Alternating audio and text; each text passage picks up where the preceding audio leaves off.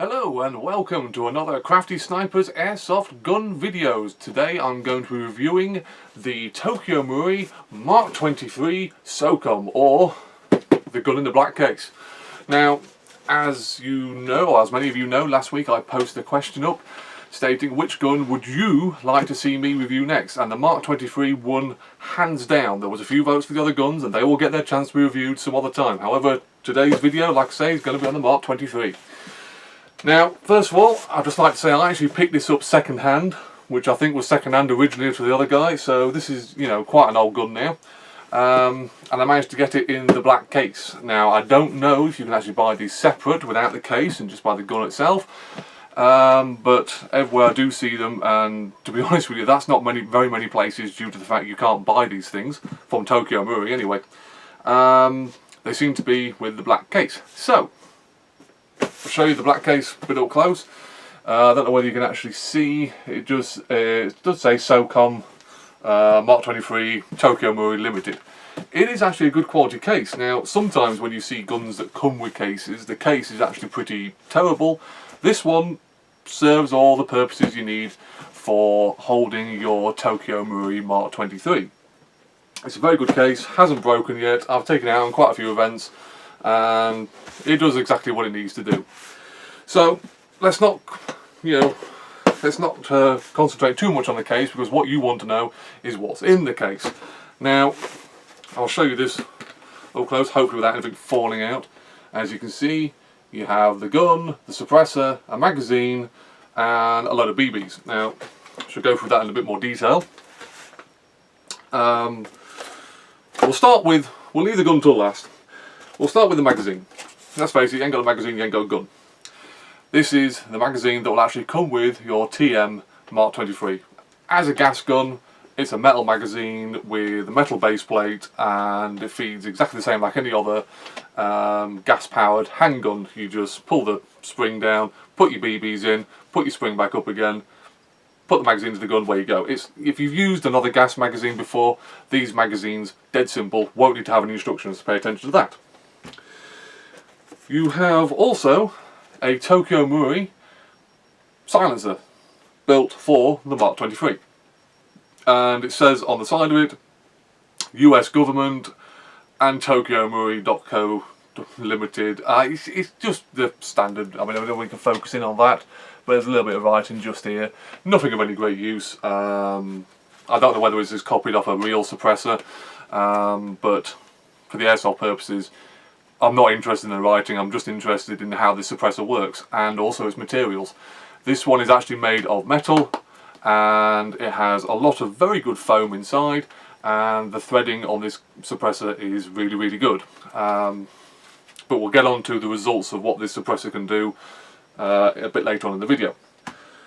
We also have, if I can actually get this out, a sample bag of BBs. Now, as I said earlier, this gun is quite old, it's gone through quite a few people, and this is the original sample bag of BBs that comes with it. I do believe they're .2s. If you want to use these are TM, feel free, use them, because they're really, really good. Some guns that come with sample BBs, wouldn't trust them as far as I can throw them. TM BBs, not a problem, they'll feed quite happily in the gun. Just before we get on to the gun, we also have underneath it a very, very small unjamming rod and cleaning rod. You know, it's the typical stuff, 2 ends. That shows you the size of the inner barrel as is in the gun at the moment, so that's, you know, it's quite a big barrel. We also have, which I'm glad I'm not going to butcher the Japanese language, but some piece of paper which has a lot of Japanese writing on, excuse me, and the only thing I can actually read on that is the website and Tokyo Marui. Don't know what that is, but it came with it. So anyway, that's got rid of the case.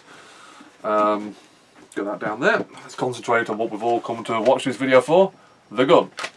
Now, you may recognise the gun in this profile. I do believe this gun was in Metal Gear Solid. A little bit different configuration than what this particular gun's in, but that's where this gun looks very, very familiar to those of us that have PlayStations. The airsoft version, as you can see, has a light unit.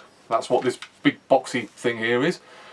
Personally, I haven't used it, but it works fairly well. It actually does work. You have a little switch at the bottom just here, and if you twist this into the on position, which usually helps, you now have a light switch. You actually have a switch at the bottom here, just at the back here. I don't know whether you can actually see that. It's just where my finger is, and it has two options. Well, three options. One, off. Two, as you're holding the gun, if you move the switch to the right, you can switch the light on yourself. However, if you want the light to be on all the time, just knock the switch into the right position, and now, with no hands on it, the switch stays in that position and the light will be on. To be honest with you, I haven't used this gun in pitch black, but the light unit, it's not bad, it's not brilliant, it doesn't make the gun, it doesn't break the gun, but it kind of just adds to the realism of this gun. Now, you don't have to use the light unit with the gun. What you have is there's a wheel just here. There's actually two wheels. The top wheel just spins around doing nothing, but the wheel here with a T and an L is for tighten and loosen. So if you just turn it towards loose, keep going, and then you can slide it clean off the gun, because the gun has a rail system, and now you have the Tokyo Marui Mark 23 without the light unit, which is how I use it. Now, being that this is a Tokyo Marui gun, there is a lot of plastic. Now, before all the people out there start complaining about the fact it's not got metal on it, you know, I don't give a monkey's nuts. This gun is fantastic. In its configuration now, without the magazine in it, without the suppressor on the end of it, it is incredibly light. It's also incredibly big. Now, you can't tell, but I'm 6 foot odd tall, and this gun fits me perfectly. I can reach all the bits and pieces that I need to reach. Never had a problem with this. The original owner was a little bit smaller than me, and he had a few issues getting his little hands around all the bits and pieces, so that's why eventually I ended up buying it. But like I say, a lot of it is all plastic.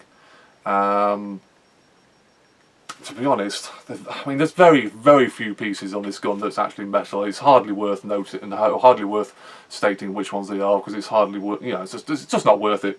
So what we will get on to is the suppressor for this gun, which is, like I say, this one here. Fits on like any suppressor, he says, so full of confidence. Once the suppressor's on, this turns this gun into possibly one of the greatest airsoft pistols known to mankind. Okay, I have a Glock 17 by WE, I have an XDM by WE. They are standard issue blowback gas guns, great in their own right, but nothing compared to this gun. With the suppressor on, this gun actually becomes really quiet, and I mean so quiet. 10 meters away from you in a woodland environment, the enemy will not hear you. Now, most suppressors that you get for airsoft guns are just basically a screw-on device that does sweet FA to the gun, other than change the looks. And that's usually what I found with my suppressors. They may change the sound a little bit, but in the grand scheme of things, the suppressors don't work. This one does. And what I'm going to do is I'm going to show you what happens. Now, first of all, I'm going to take the suppressor off. We have a magazine here. Take the safety off, which I will get into. Now, I'm going to fire this gun off. There's no BBs inside it, and we'll listen to the sound that this gun makes without its suppressor. Okay. Quite a loud, I mean, obviously we're in a room at the moment, so the sound is obviously going to be quite close, but it's quite a loud pop.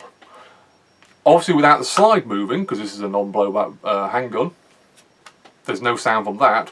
All the sound is going into the gas, and to the BB, so there's quite a noise there. So, put the suppressor back on again. Of course, this is the time when the suppressor doesn't want to screw on. There we go. Takes a while to catch sometimes. Right, so now the suppressor is on, and we're going to take that next shot. Now remember, I haven't changed the magazine, haven't changed the gas, haven't changed anything other than the fact I've added the suppressor to the end. So now, we're going to listen to it. Now, like I said, we're in a room, it's going to echo a little bit, it's going to be a little bit louder, but there is a marked difference in the sound that suppressor has now changed. Instead of it being a rather more crisper crack sound, you're getting a dull whoop sound. That's probably a terrible impersonation of a suppressed handgun, but hey-ho. But now, if you put this into a woodland environment, this gun becomes extremely quiet. And I've had some proper sneaky kills with this handgun. Now, obviously, being TM, there are bits and pieces on this gun that work and bits and pieces on this gun that do not work compared to the real version.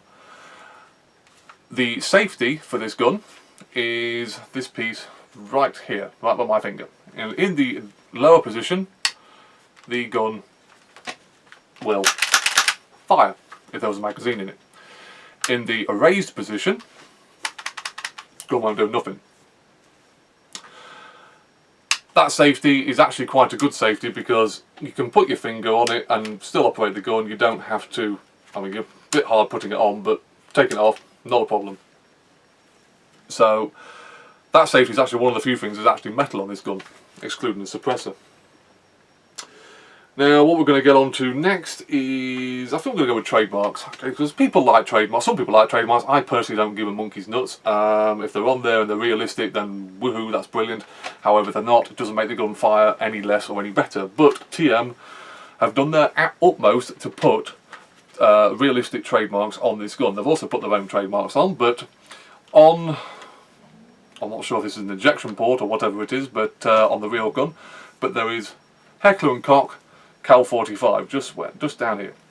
It's a very good engraving. You actually do have a number on there. I don't know if that's a serial number, and I don't know if that's unique to this gun, but it is a number. You also have US SOCOM Mark 23 down here on the pistol grip. If you go onto the reverse side, you actually have in the same place Heckler & Koch 45, which obviously is the ammunition that is firing.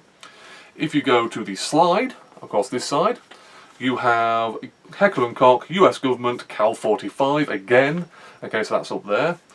And just because it's a TM gun, you also have, just here, Tokyo Marui, .co Limited, made in Japan. Something I can ignore, but it's nice to see that the gun has a nod towards the real steel Heckler & Koch weapon, which it is based off. The magazine, likewise, also has at the bottom of the base plate, just where the gas valve is, Heckler & Koch. So just around here, you're not going to notice it, but it is engraved into the metal. It's a good engraving, it's not going to scratch off, but at the end of the day, like I say, the engraving does not make the gun does that, and this gun is fantastic. Now, getting on to what powers this gun is a little bit different than your standard issue gas handguns. So, like I say, the Glock 17, for instance. You can run the Glock 17 on green gas, pretty much any green gas. You can probably run it on a whole heap of gases, and the gun will work brilliantly. You put green gas into this gun, and you'll blow apart some of the parts in the magazine, and probably some of the parts inside the gun. Now, why is that? Well, that's quite simple. I keep talking about this being a non-blowback gun, okay?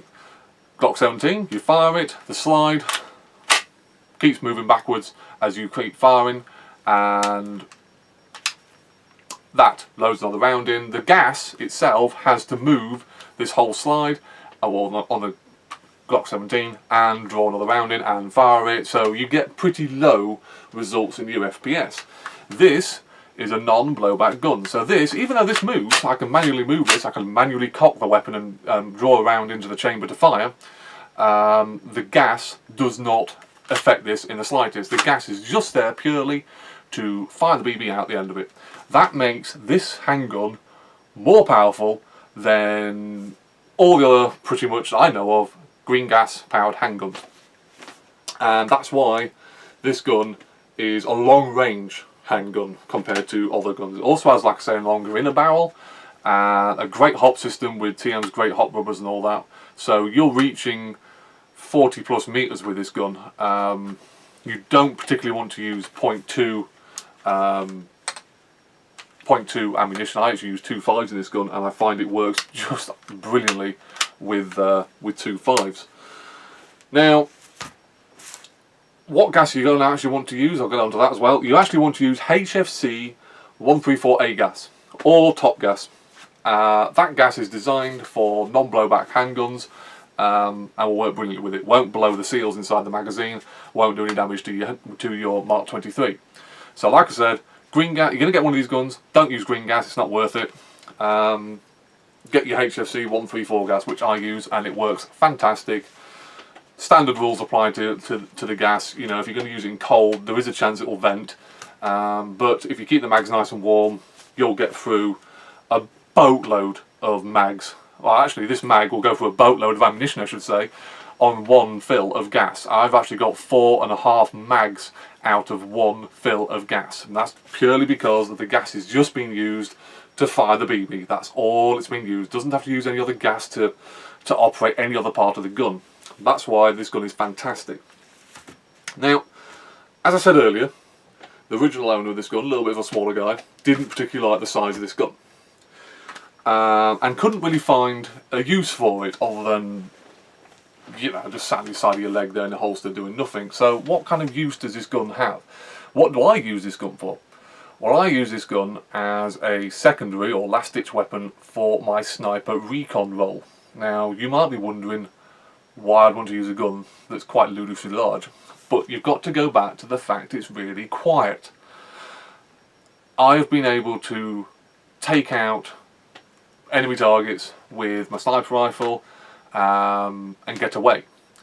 However, being that there's a minimum engagement distance, if the enemy comes in close enough and they get into that minimum engagement distance, I can't shoot them with the sniper rifle, so I have to find another weapon system. Now, whether that be an MP5K, which I have, or somebody else with an M4, or this. Now, this gun is fantastic for that because it'll reach out to 35 meters, so you're covering every bit of distance with a weapon. However, one of my all-time greatest sneaky moments was the fact that last year during summer there was a line of enemy troops and a line of our troops fighting over a road, and even though there was myself playing the sniper role and another sniper, we was putting rounds on their line of troops and keeping them from coming forward. It was a stalemate. Nobody could make their way over the land in between. It was just a no man's land. So I decided to forget that for Gamma soldiers and hopped into the field alongside and moved up under the cover of all the vegetation and various other bits and pieces till I got into a wood and then come back in behind that enemy line. And I ended up within 10 meters of 4 enemy combatants laid down with M4s and M16s and what nature, and they're firing. These are the guys firing on my troops. Now, like I said, now I've got into 10 meters, I can't use my sniper rifle, so I have to use this gun. Now, if you was just to rely on your handgun, and if it was another standard handgun, you'd be slightly, in the back of your mind, you'd be wondering whether this is really a wise idea. You're going up against 4, let's say, M4 rifles with high cap magazines, and they can spit you up, chew you up and spit you out in next to no time. And all you've got is a semi-automatic handgun, or single shot, I should say. However, because they're firing, they're making noise. They're solely concentrating on what's going on in front of them. They haven't realised I've managed to sneak up behind them, and I've got a suppressed handgun. So when they're firing, I literally got into position where I was about 10 meters or so from each person, each of the 4 people, and I put 1 round into each one of them as they're laid down. Took them all out. I think, brilliant. That's brilliant. The enemy now realise that somebody is close to them, so I'm thinking that's the time to get out of here. So I bug out, and just as I get to my point where I'm going to hop back into the field, I'm going for some woods, I decided to think, let's see if anyone's watching me or following me, and I basically sat in a very, very nettly, prickly, nasty bush, but I was well and truly camouflaged, and I just sit there with my Mark 23, and sure enough, 2 people come along wondering why their friends are dead. And as soon as they get within range, they get a couple of rounds, and they're dead. So 6 people died because of this gun's awesomeness. It's allowed me to get away, get back through the field, get back to my lines, and they're stood there thinking, who the heck just killed all of the enemy soldiers? And the enemy soldiers were a little bit peed off for the fact somebody managed to sneak up behind them, but it's solely because of this gun. I wouldn't have attempted it with just a sniper rifle, obviously, and if I'd done it with a standard M4, I would have made quite a bit of noise as I fired at them. So that's my great claim to fame with this gun. Can you find TM Mark 23s in the UK, here in the UK? They're very, very difficult to find. I dare say what does come up on the market is either second hand. If you're playing a sniper role and you're looking for a quiet secondary weapon, this is what you're looking for. Okay, if you can find this for a reasonable price and it's in good quality, good nick, and it even comes with a case and the suppressor. And the suppressors are very important. You can buy, I think you can buy all the suppressors nowadays, but you know, this one works. So if you can find the TM suppressor that goes with it, you're onto a winner. I do believe ASG make their own version of the Mark 23. Now, I have had a chance to fire this gun and the ASG Mark 23 with its suppressor, and you're probably going to want to know, was anything different about the gun? The magazines are pretty much the same. They're a little bit iffy if you swap them over to each gun, but you know, they do their job. The gun itself, pretty much the same. It all comes down to the suppressor. And the TM suppressor was just a little bit more quieter than the ASG suppressor. Now, to balance that off, the ASG suppressor came with an inner barrel extension. So as you screwed it on, the barrel now became the full length of the whole gun. And that made it more accurate than this gun. I'm not saying that this accuracy is bad. I mean, remember, this is a TM, so it's got TM's brilliant fairy dust or whatever it is they put into these guns.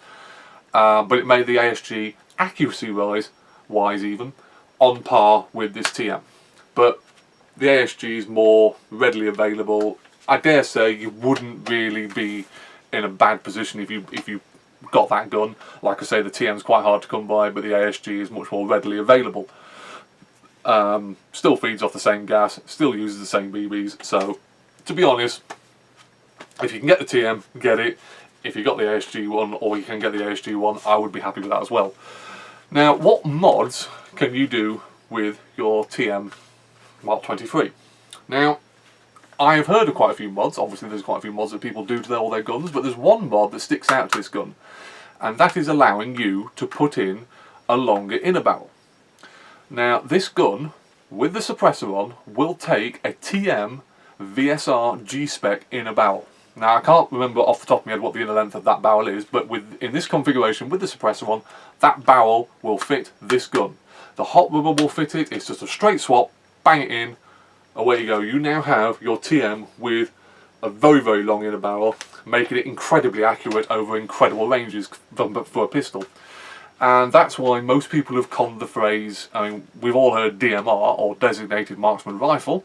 You now have DMP, which is Designated Marksman Pistol. Obviously, not in the real world, but in airsoft, that gun suddenly becomes incredible range. You're probably wondering why I haven't done that. It's quite simple. Yes, I could put the barrel in there. Yes, I can take this gun apart to get to the part where I need to take that barrel out. However, you need to drill the, I'll just show you, take the suppressor off. You need to drill the inner barrel, just where the inner barrel rests on this gun, to allow you to fit a longer barrel. And I don't really want to drill a TM gun. It works, and you know, for that little bit of extra range I'm going to get out of it, it's not really worth it. This gun works. I'm going to quite happily leave it as it is. Now, oh, just remembered, obviously someone's going to want to know how to change the hop settings in this gun. Nearly forgot about that. It's quite important. Quite simple, really. He says, so full of faith. Now, the part I was on about being the safety, which is this part here, you can poke out. Now, if you've had a 1911 handgun, you'll understand this principle. On the Glock you don't have this, but the 1911s you do. You pull the slide back until it all lines up, and you can see the, I can't really show you, but, oh, truth, I'm wrong-handed, but you can see it all line up.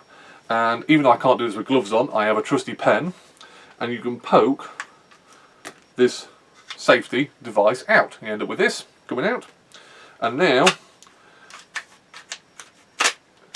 you can separate by pushing the slide forward and upwards, and it separates, comes into two. Now, like most handguns, I'll start with the bottom part.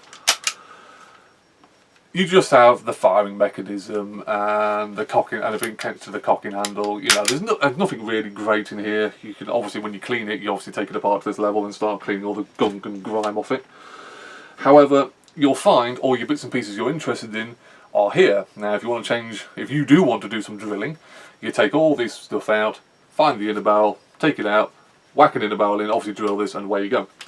For the hop-up purposes, I don't know if you can see, just by this finger, then the camera can pick it up, there is a wheel. You can see it quite clearly. It even actually has markings on it saying hop, which way to turn the hop up or down. So, getting to the hop up, yes, it's a bit of a pain in the butt, but most pistols have to be split in two before you can change the hop up. Now, sliding it back together again is basically a reverse of what you've just done.